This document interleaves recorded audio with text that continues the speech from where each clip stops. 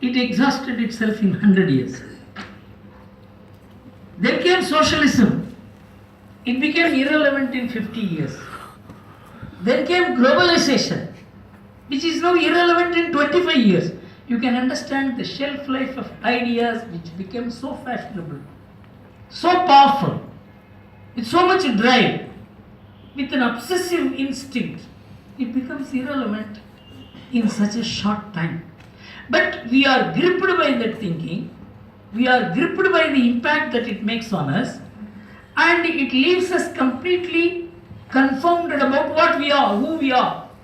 In fact, at a time when globalization was hitting India like a tsunami, and people like us who protested, I still recall in the Administrative Staff College of India when I was addressing in Hyderabad, one retired ex-serviceman stood up and said, people like you should be shot dead because you are preventing the growth and the development of India by opposing globalization.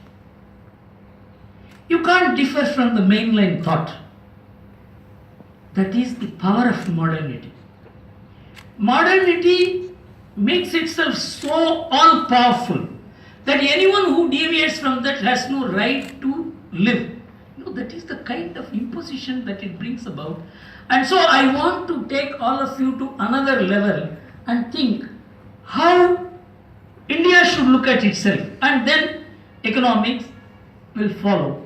Without this understanding, what kind of economics, what is the state of the Indian economy and what are its solutions, we can never be able to understand unless we understand how the Indian mind has been shaped.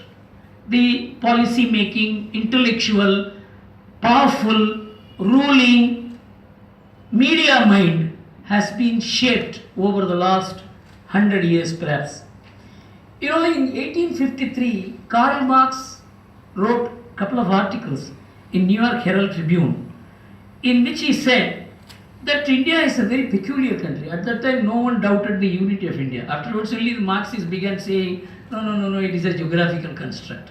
Even Karl Marx said India was a nation.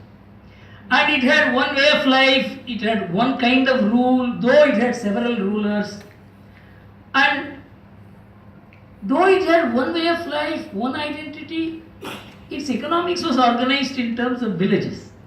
And for 2000 years, this country has not changed, its economy has not changed, but between the producer and the consumer, there is such an intimacy that there was very little of exploitation. But the only wrong thing with Indians is that they were worshipping cows and monkey. That was his objection.